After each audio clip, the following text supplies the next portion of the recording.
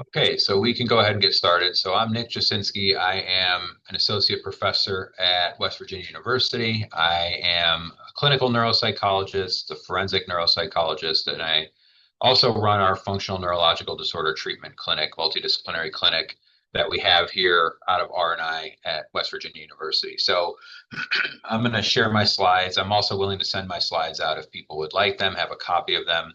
As I go through, there's a lot of slides in the presentation. I might move through some quickly because I like to give my slides out. I like to give a kind of comprehensive overview of everything so that if someone gets the slides, they have it. But since this talk is about treatment, I'll kind of start with a discussion, kind of contextualizing what FND is, some basics about it. I'll skip through some of the epidemiology stuff, maybe talk about it slightly, move to a description of our treatment program, how we treat people with FND, the things we're working on, the things we try to communicate them to help them understand, and then ways of interfacing with these patients, because sometimes they have historically been thought of as difficult or demanding or complex to deal with, and really with just some subtle changes in the way we think about it and the way we interact with these patients, I have found that I have very little difficulty with them, and they actually are very amenable to, you know, mental health and stress related explanations for their physical symptoms, which often is the more challenging conversation. So we'll talk a bit about that towards the end. So I'm going to go ahead and share my slides here. All right. Okay. So I just change my pointer options. I like to have a laser pointer. It helps. All right, so we're going to go ahead and get started. Like I said, I'll move through some of these slides faster because there's just more information here than we need to cover today. But anybody who wants a copy of these slides can have them, and it's a good reference, I think, to kind of understand. Just kind of move that out of my way. Okay. All right, so no disclosures. Goals of this is to understand terminology, updated terminology and rationale for that terminology and why we call things functional disorders. Rough idea of how we identify these disorders, risk factors for development, pathways and possible treatment, and strategies for interfacing with these patients. So I'm not going to go over this in great detail. This is the DSM criteria for what's referred to as functional neurological symptom disorder, right? So the DSM, obviously, if you're familiar, is the manual we use to often diagnose mental health conditions. And FNSD is in the DSM. Now, it's very similar to FND in general. I typically use this diagnosis often in my clinic, primarily for billing reasons, because we're doing a lot of behavioral health codes. And so I use the behavioral health code version of FND for health insurance purposes, because it's a behavioral health code. It often goes better with certain health insurances and so on. But regardless, the takeaway point is that these patients present with some sort of neurological type symptom. That can be weakness, it could be walking problems, balance, speech, swallowing, vision, other sensory issues, movement, seizure-like episodes. That is not attributable to an underlying medical cause, and that the symptoms don't map on to those known illnesses. So, for example, if someone has a functional tremor, it doesn't map on to a Parkinson's disease tremor. It causes significant impairment in functioning, and then a person can be diagnosed with functional neurological symptom disorder. A key component in terms of a modern understanding of FND, and I'll talk a little bit about the history in just a second, is in the past, prior to the DSM-5, there used to be a requirement for psychological stressors in order to diagnose the condition, right? And the historical models of FND were you essentially were psychologically traumatized and you were converting that into physical symptoms. And I'll talk about how we've moved on from that. But that's quite a big change. And so that's not to say that psychological stressors are not relevant to the condition, because they are highly relevant to the condition, but they are not required for diagnosis. Because oftentimes these patients may minimize their trauma or may minimize these experiences, may not even be aware that experiences they had were considered psychological stressors. And so that's not a requirement for the diagnosis. It's simply that they have neurological symptoms that don't map on to underlying neurological conditions, and it causes impairment in their functioning. Okay. Nick, can I ask you a question? Yes. So with a psychological stressor, no psychological stressor, do you have to I guess, match it with why they're experiencing the symptom now? So a good question. So typically, no, the diagnosis doesn't require a cause for why the symptoms are occurring now. from a treatment perspective and a conceptualization perspective, when we're working with these patients, it's useful because it adds so I'll give you an example. Um, Most of the research actually suggests that a lot of times FND is kicked off by a physical illness or event, a surgery, an injury, a concussion, a viral infection, right? Some sort of like physical unwellness is actually a more common trigger for FND to occur than a psychological event, right? And so that's helpful to know because it's helpful when I'm working with these patients to help them understand why now, because that's a question they often have. Because most of these patients have a long history of psychological stressors. And so they're like, well, why am I 35 and having this? And I didn't have it when I was 19 and I had my traumatic event. Right. And so understanding, if they did have a physical trigger for it, helps you start to help them understand that essentially, and this is kind of putting the cart before the horse here, and I'll get to this later, but essentially what we think is happening in FND is that the person is very disconnected from their stress response and their mind and body is disconnected such that they often experience the physical manifestation of stress as purely a physical experience and it's not paired with the psychological experience of stress, right? So that's why these patients can say, "Oh, I'm not stressed," but then, or I feel like I'm fine, but my hand's just shaking. And you have to knowing what happened around the time when it started, and if there was a physical cue, helps you help them understand that now their body is responding to these physical events as dangerous, and you pay more attention to them, and then they increase stress and they occur more frequently. So you don't need the diagnosis doesn't require you to know why now. Does that make sense? Yeah. So that's the DSM diagnosis. A brief history, right? This is a great article by Young Gilligan's in 2022 that if you have any interest in this condition, I would strongly encourage you to read. Um, and the point of this slide is to not to go into it in depth, but it's to really show that really from the earliest descriptions of functional disorder. So when we say functional, what that means is that it's not a disorder of structure of the brain, right? So it's not like Parkinson's where the brain is degenerating. It's not like a stroke where there's been damage from a stroke. The word functional means that the brain is not functioning the way that we want it to, and it's in how the brain is working that's the problem, right? So sometimes misconstrued, they think functional means like functional in their day-to-day life, but that's not what it means. When we talk about FND, functional means it's theorized to be that the brain isn't working the way we want it to, but like MRIs end up normal. They don't show evidence of a stroke. There's no structural disease or illness. And the point of this slide is that for, really up until like 2010-ish, until we started to get more advanced technology and understand affective neuroscience and more technologically savvy ways to image the brain and understand how the brain processes emotion and stress. Most of the theories of FND were grounded in kind of the original kind of Freudian ideas of conversion disorder, right? That you were stressed and you were converting that stress into physical manifestations. And we moved completely away from that with modern neuroscience and understanding that emotional experiences are partially physical.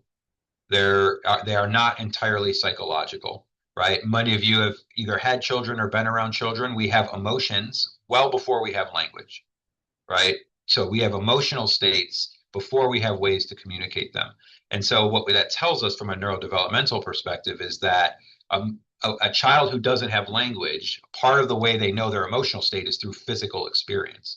And we know this, right? If you know the stress response, heart rate goes up, blood pressure goes up, muscle tension, right? We can have aches, we can have headaches, we can have pain, we can have dizziness. A lot of things can occur when we have a strong stress response. And so we've moved away from this kind of old, what we kind of refer to as a dualist model of mental health and body and brain function, right? Descartes' idea that, my mind is over here and my body is over here and they don't interact with each other. And that's just not really how the body works, right?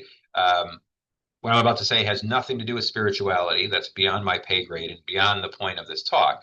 But from a material bodily perspective, the things that we think of as who we are as a person is mediated by brain function, right? And so from that purely materialist perspective, the brain is obviously part of the body and has dense connections to the body, reciprocal connections back and forth. And so there really isn't this this difference between the psychological experience and the physical experience, that they are one and the same, right? Many of us in here have at times been angry, sad, nervous, afraid. It almost always correlates with physical things as well, right? If we're sad, we may cry. If we're really enraged, we might shake or clench our fists, right? If we're nervous, we might pick at our fingers. We might get restless. We might have stomach upset. That emotional reactions are physical in every single case, at least to some degree, right? And so when you work with these patients, you really need to work hard at staying in that model, because it's very insidious and it's very easy to fall into the trap of stress is over here and then their physical symptoms are over here, right?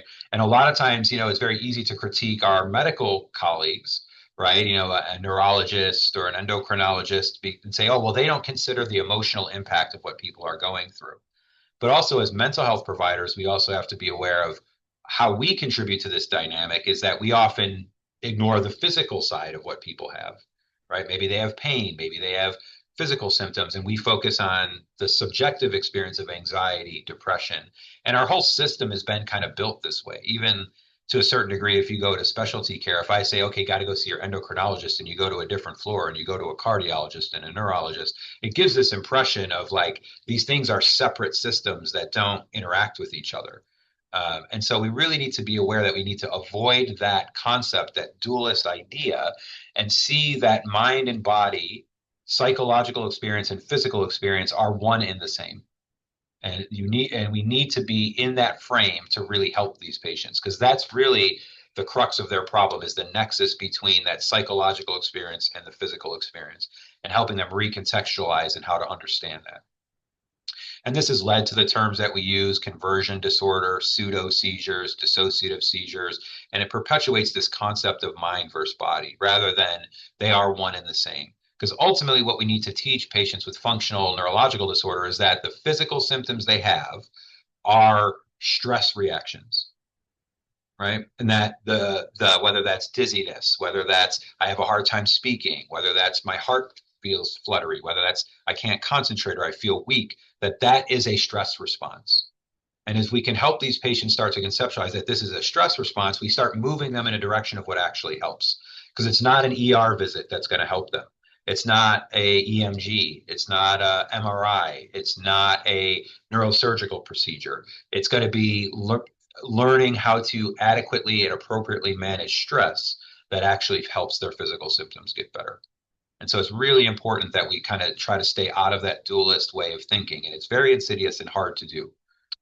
And science has kind of realized this. We've kind of started to have these integrative models of how to think about people from biological perspectives to behavioral to sociocultural to environmental, right? We are trying to conceptualize people on a broader scale, right, than either just mental or just physical or just their marriage or just their job or just their thing, right? We try to be integrative in those things. And really FND patients are some of the most fascinating because they really sit at this nexus of physical and mental in a way that many other patients don't. Okay. And so in FND, we've kind of there's been this model that has been developed. I say we as if I did it. I didn't do it, but as part of the people that work with these patients, this model that has kind of come in, which is really kind of trying to get away. It's kind of not really getting caught up in subtypes, right? Is it functional seizure disorder or functional movement disorder or functional speech disorder or functional vision disorder? But really the way we conceptualize these patients is what we call the 3Ps model. And the 3Ps model is predisposing, precipitating, and perpetuating. What are the factors that set the stage for someone to develop FND?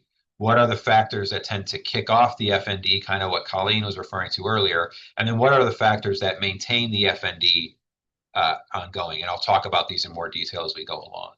But this kind of gives us a nice model that is comprehensive and looks at all the factors that we know from research and experience in working with these patients to understand the patient to ultimately then help them. So this is the model. I mean, literally when I do my intakes with these patients, when I write my intake note, I literally write it under these headings, right? Like what are their predisposing factors? What are their precipitating factors and perpetuating factors? And I'll talk more about those in a little bit.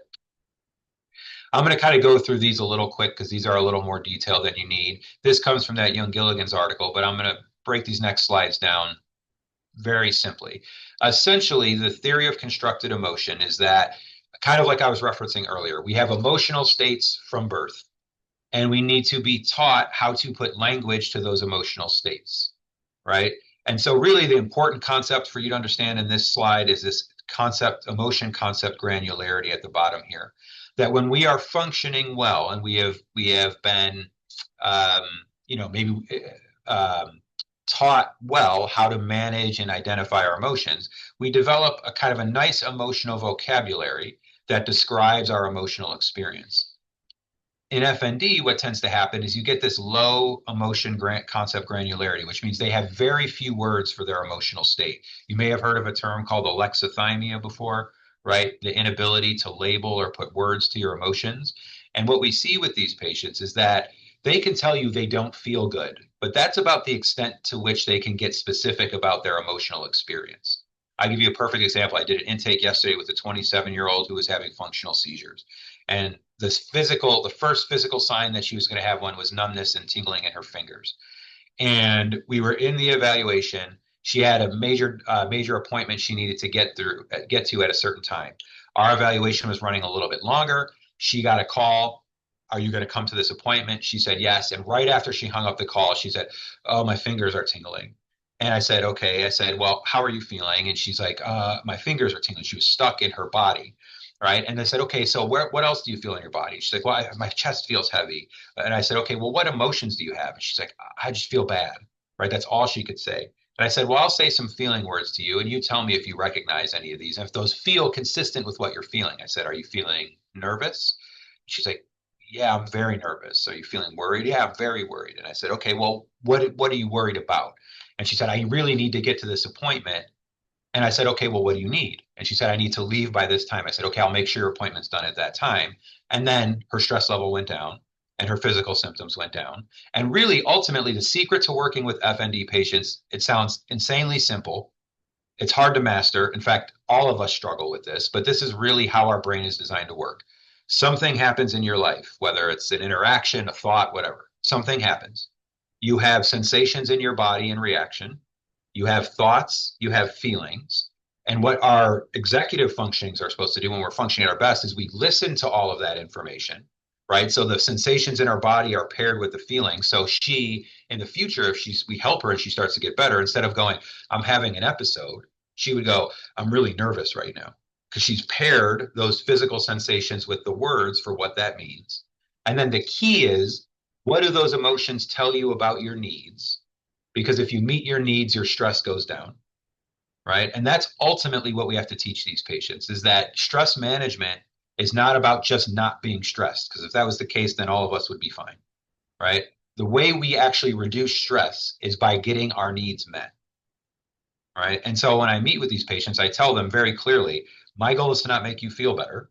My goal is to give you skills and strategies for how to reduce your physical stress. And by reducing your physical stress, you will have less physical symptoms by getting your needs met. I also tell them anecdotally that getting your needs met doesn't mean getting them met perfectly and exactly how you want them all the time. Doing the best you can in difficult situations. But kind of the modern theory, amongst other things on these slides, which if you're interested, you could read the article or send me an email. I'd be happy to talk to you about it after this, is that we essentially need to help these patients pair their emotional states to the physical symptoms they're having and give them better words for communicating that and then giving them skills and tips and ideas for how to get their needs met. That is essentially treatment in a nutshell. And that is what we see help these patients get better. I'll kind of skip through some of these slides here, get to the important things so I can get to the treatment portion at the end with some time. So there are risk factors for developing FND, and this is really important for that predisposing portion of the conceptualization. The most common, most widely cited is a history of psychological trauma and interpersonal conflict, right? This study in 2018, looking at a large number of studies of people with FND. It's a busy slide, but really what I want to kind of highlight is this column here, this odds ratio. So when compared to control, so an odds ratio, if you're not used to it, any number greater than one means patients are more likely to have it than controls, right? And then the number tells you how many times more likely they are to have these things, right? And so you can see the average odds ratio is that emotional neglect in childhood, you're 5.5 times more likely as an FND patient to have that than a non-FND patient or than a normal control, right? So basically, essentially, what the site is telling you is that they have a higher base rate of psychological abuse, physical abuse, emotional neglect. Now, if you work with mental health patients, you may go, well, most of my patients have this. Like a ton of patients have this. Why do only some develop FND and others don't? That I can't answer, right? If I could answer that question, I'd be so famous that I wouldn't need to do these talks ever again, right? I'd be on a boat somewhere. But we don't know exactly why that is. There's concepts and ideas. Some of it is neuroimaging based research that says maybe certain parts of the brain are more reactive. Some is that there's more physical cues and triggers in these patients that predispose them to developing. So we don't know why, but we know that trauma histories are the biggest predisposing factor to develop FND. If you look at research literature, I'm not sure if I have it here.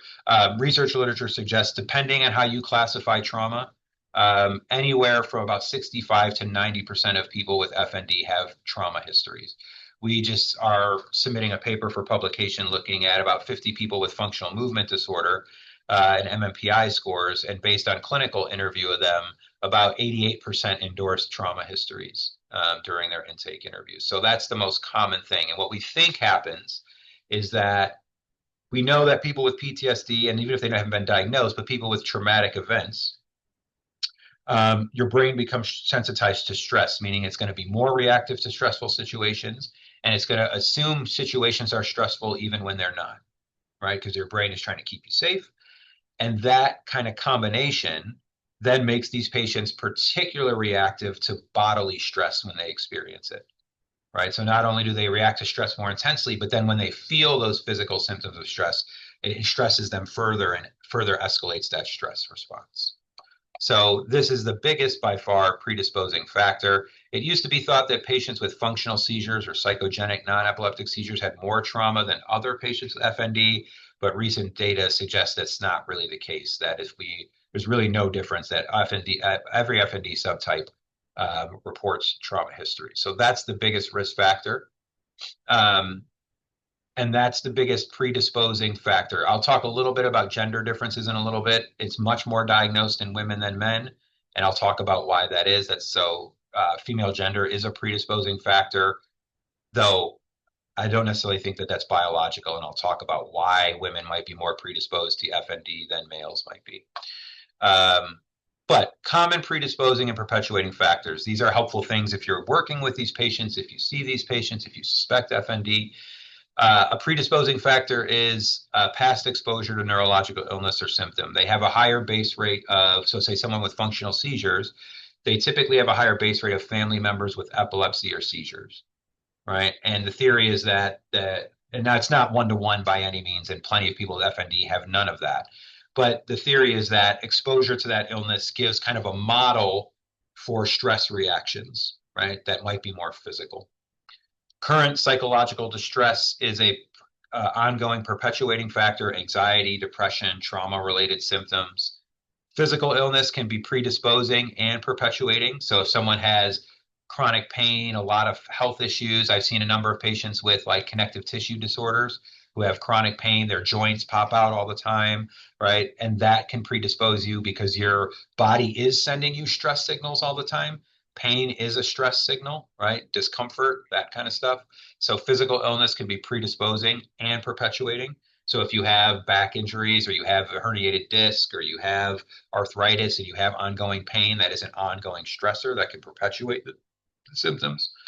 There's a high engagement in avoidance behaviors. If any of you have ever worked with chronic pain, you know that one of the biggest parts in treating people with chronic pain is to reduce their avoidance of doing things, right? They have to get back into doing things, and we see that same with FND. Social isolation, these patients, much like patients with anxiety, psychological distress, or even medical conditions, their world gets smaller. They go out less. They don't talk to people as much. They're less engaged with those around them. Similar to chronic pain, a lot of illness beliefs like catastrophizing. So they tend to expect the worst in every situation.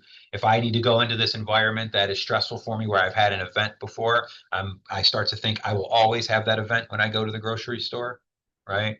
Externalization of cause. This is common to trauma patients. External locus of control, we call it.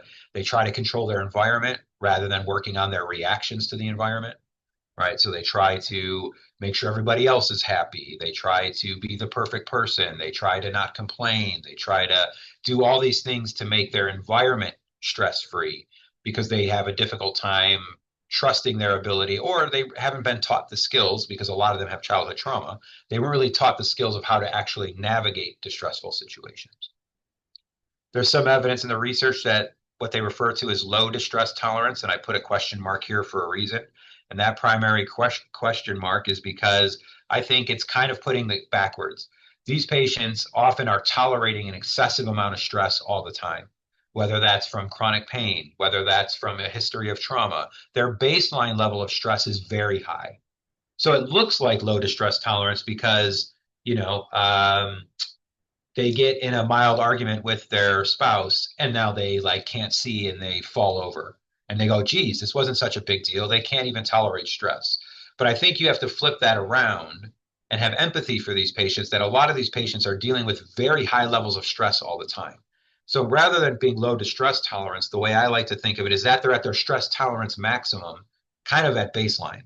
So little things will tip them over their stress tolerance limit, which will cause symptoms. But it's not that they can't tolerate stress, it's that they're having to tolerate too much stress all the time. Also, primarily because they don't have good coping skills for managing stress. So they're just carrying that bodily stress all the time. We've touched on alexithymia before, right? So difficulty putting words to their emotions, low positive valence approach, which is a fancy research way to say they just stop doing things they like, right? So they don't even approach things that they enjoy, right? They become kind of like chronic pain patients.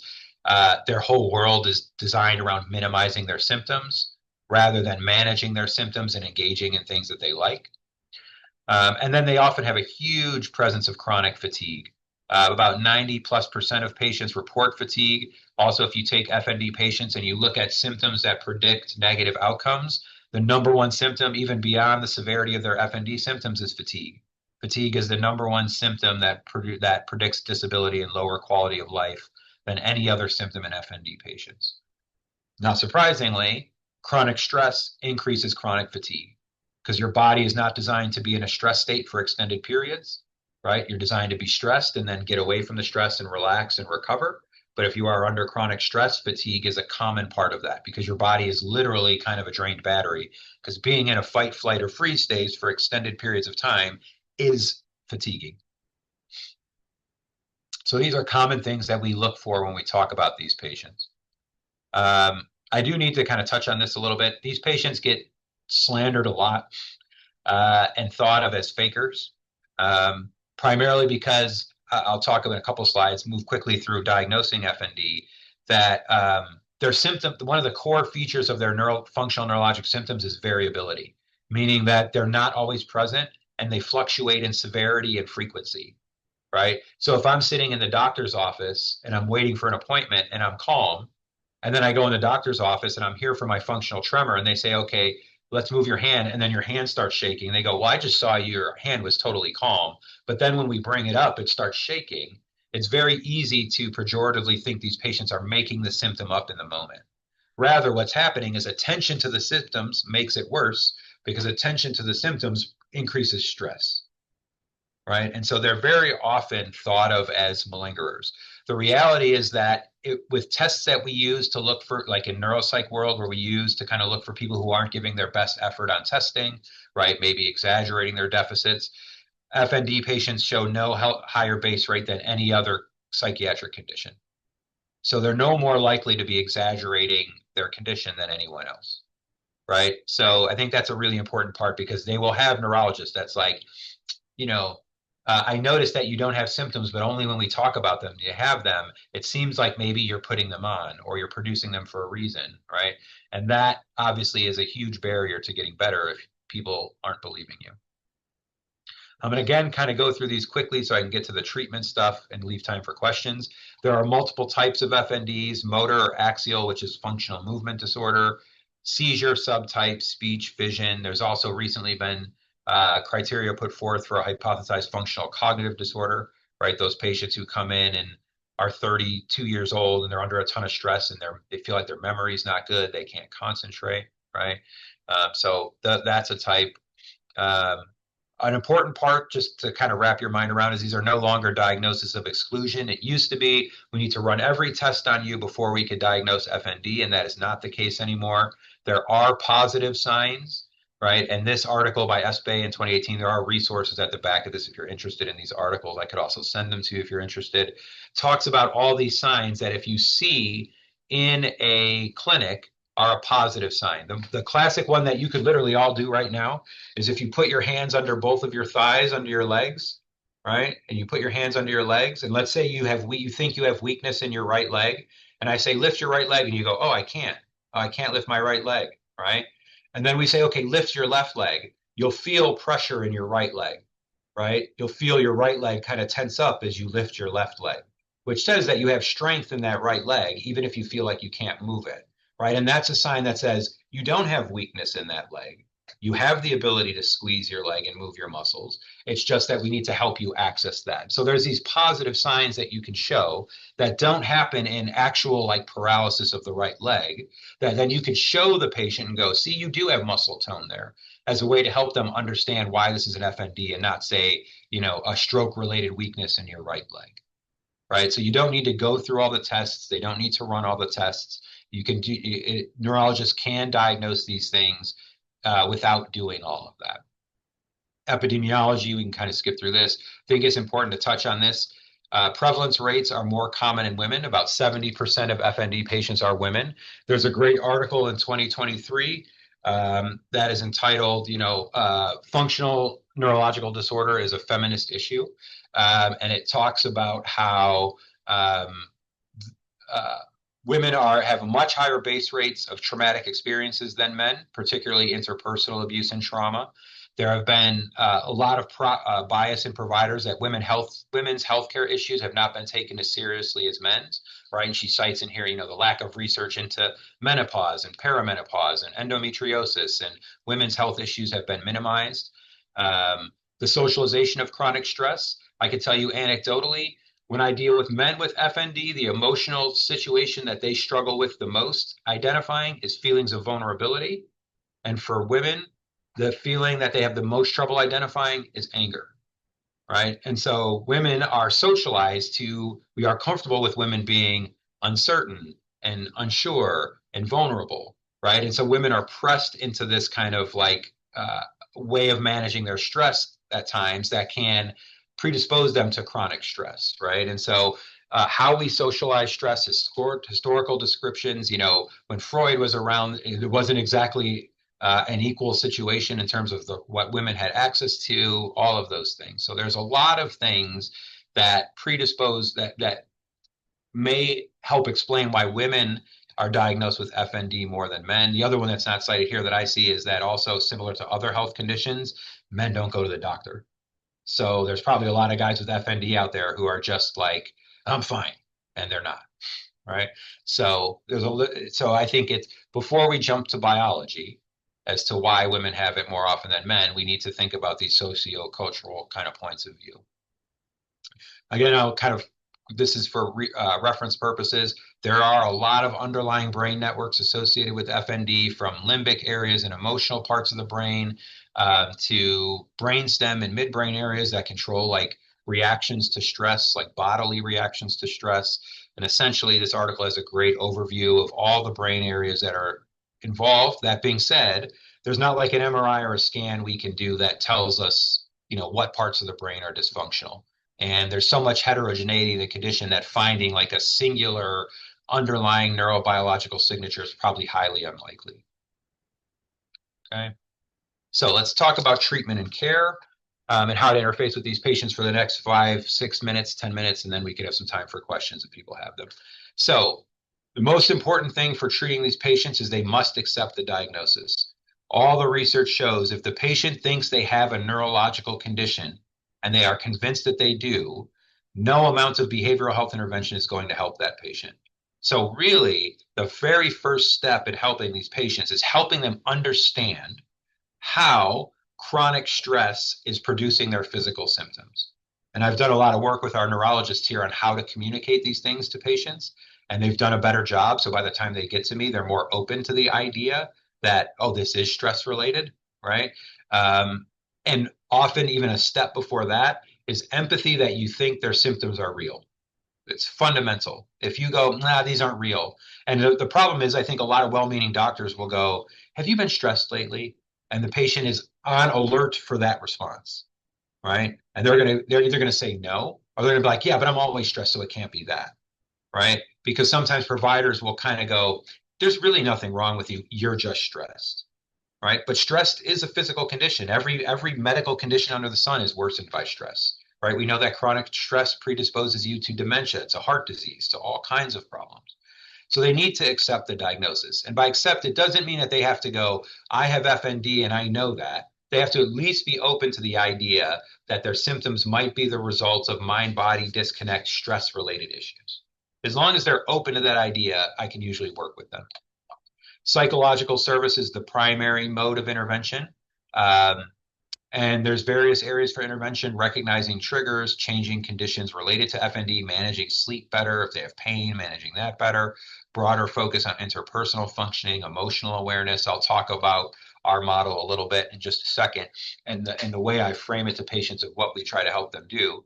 The secret is the psychological interventions that we use in our clinic are the psychological interventions that are used in every type of therapy. But it's really how you frame it, how you contextualize it, and how you get the patient's buy-in to actually do the things that actually helps, right? For people with functional movement disorder, physical therapy and rehabilitation can be great. And then they have to, all of this stuff really only works if you work with people that understand FND. Because you can go to a therapist and do CBT and dialectical behavior therapy and acceptance and commitment therapies and trauma recovery kind of stuff. But if they don't integrate that with the physical, it makes it less likely to impact their physical symptoms, or it will incidentally, but not until their psychological distress is way better. Where if our clinic is designed to help people with their physical symptoms quickly to then get them to more longer term mental health care for the more longer term, like trauma recovery kind of stuff. Okay. So this is a little brief overview of our clinic here at RNI. Neurology diagnosis, FMD or FND patients, they send them to me in neuropsych. I do a assessment, assess them for treatment readiness. It's an intake interview. Sometimes I give questionnaires. I'm working on getting an iPad set up so I could do more of that. But do an interview with them, like I said, that predisposing, precipitating, perpetuating kind of stuff, get a history of that. Everybody who's part of our clinic goes through an 11-week virtual group therapy that I run. And one of my neuropsych fellows actually going to start running as well. And that's a group where we talk about the first 4 weeks are education. So overall, it's a skills-based group, but week 1 is just rules. Week 2, we talk in detail about what FND is. Week 3, we talk about the importance of sleep, diet, exercise, and hydration. Week 4, we talk about the concept of stress tolerance. And while that is a useful coping strategy, you need other coping strategies. Week 5, we talk about mindfulness interventions, right? So we walk them through mindfulness interventions, and then we do mindfulness interventions at the beginning of every session after that. Week 6 is then they use mindfulness to start identifying triggers, so learning how to slow down and start identifying things that trigger their symptoms. Week 7, we teach them how to identify and label their emotions. Week 8, we talk about cognitive distortions that people engage in. Week 9, we talk about active coping strategies for dealing with stress management. Week 10, we talk about stress and trauma in the body. And week 11 is a kind of open-ended group where we talk about how it went. So we walk them through this process to basically teach them how to become more aware of what they're thinking, feeling, and what's going on in their body, how to pair those bodily sensations with the emotions that they're having. And then most important, and I tell this to all my patients, the key to getting better is you have to do things. You're not going to just think your way out of this problem. So it's great if you could start identifying, oh man, I'm really nervous right now. But the key to getting better is then doing something based on what that's telling you, right? So, like, for example, if someone's afraid of giving a speech, the only way to not get afraid of giving a speech is by giving speeches, right? We could teach you skills for managing your fear for that, but you have to do things. They also, concurrently to that, can see a psychiatrist in our clinic if it's indicated. And then if for people with movement problems, they could see a PT provider that we have as well. Those who don't have an individual therapist, after they complete the group, can do up to 12 weeks of individual therapy with one of our clinical therapists. We have 3 clinical therapists that I've worked with that see our patients for individual therapy. And then we have a monthly team meeting to kind of review the clinic, review patients, see how things are going. So it's a time limited clinic. At most, maximum, if they attended everything, they're in the clinic for 6 months. But we see that a lot of their physical symptoms can get better rather quickly when we have this multidisciplinary um, clinic that helps them understand how this occurs. It gives them hope. We give them a model for managing stress. And if they manage their stress better, their physical symptoms do improve. Okay, so this is the model that we have. Currently, we only take patients from our neurology department. Um, we are not set up yet. We are in talks about trying to expand and get more services and offer those to be able to offer it to a wider range of people outside of our neurology department. But I am more than happy to consult with people out in the world who have questions about these patients, want information about these patients. I'm more than happy to consult in that manner. But for now, this clinic, we have plans to expand it, but we need to kind of, resources, as obviously anybody knows. So last thing I'll leave with here is a couple minutes on interfacing with FND patients. And this is really key. This is like the first steps to helping these patients to get better is how you talk to them about what's going on with this. And the number one thing for a provider to be able to do is be able to be comfortable in talking with these patients. There was a study in 2020 of 864 movement disorder specialists. About a third of them said they'd prefer not to work with these patients. If you walk into a room going, oh no, that's going to impact how you care, how you talk to the person, how you portray information to the person, and people will pick up on those nonverbals all the time. So the best way is to get practice and to learn. Obviously, that's not always easy to do depending on your setting. But there's a great article in 2015 that provides guidance. And I thought it's funny because it has this cute little like cartoon version of it. So this is actually Alan Carson. This is actually the author of the article right here. This gentleman here, he's a psychologist in the UK. And anecdotally, most of our research on treatment, diagnosis, and in helping people with FND is from the UK and Europe. This has been an ignored population in the United States for a very long time. I think for a lot of reasons. I can't help but also notice that just like we may overlook a lot of women's health conditions, this impacts a lot of women. And it's very easy to go, oh, they're just anxious and being emotional. And so we dump them off. And so I'm not going to go through each slide. The takeaway from these slides is a patient comes in, right? The neurologist is like, oh God, here's another one of those, right? Is he faking? Is he just having me on? Is he malingering this? And then we say, well, you're normal. There's no evidence of anything, so there's nothing to worry about. That is well-intentioned, but the last thing the patient want to hear, because they will say, but I'm having all of these symptoms. Like, why are you saying I'm fine? Right? And then they go, well, are you stressed? And at that point, you've kind of, the ship has sailed, right? They feel they're dismissed. They feel like you think there's nothing wrong. And then they say stress, they feel like you're just blaming it on, them being sensitive or emotional or whatever it might be. In contrast, what we need to do with these patients is not have that negative reaction when we see them, be compassionate and open-minded, right? We listen to them. We listen to what their symptoms are. We show them those positive signs, like I talked about, where you put your hands under their legs, and we show them the sign that they have. And we go, see, notice how you have strength in your right leg? Your right leg actually has the capacity to be strong. And the patient goes, oh, okay, I see that, right? So we start to show them why it's a functional symptom and not Parkinson's disease or a stroke-related weakness. So we also are taking their symptoms seriously. We are showing them why we think it's a functional neurological disorder, right? Then we explain it to them, right? We explain it that this is a physical thing. It's about how your body works. It's how your body's functioning, the mind-body connection. There's different ways to do it. Then we talk about what we can do, right? Psychological treatment can help, physical therapy can help. We're going to have this kind of cohesive plan to help you with your symptoms.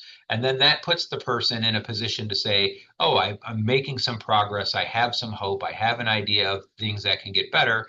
And then this multidisciplinary approach that is kind of all beating the same drum, that they're stress related, do these things and they will help. The PT is helping, the therapy is helping, the psychiatry is helping, and then hopefully the patient gets better and they have the perfect example where they sit there with their spouse and they're like, I feel fantastic and I'm better, right?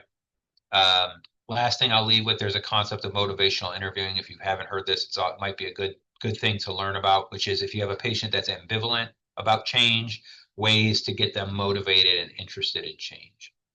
All right, so I know I just fire hosed you all with information.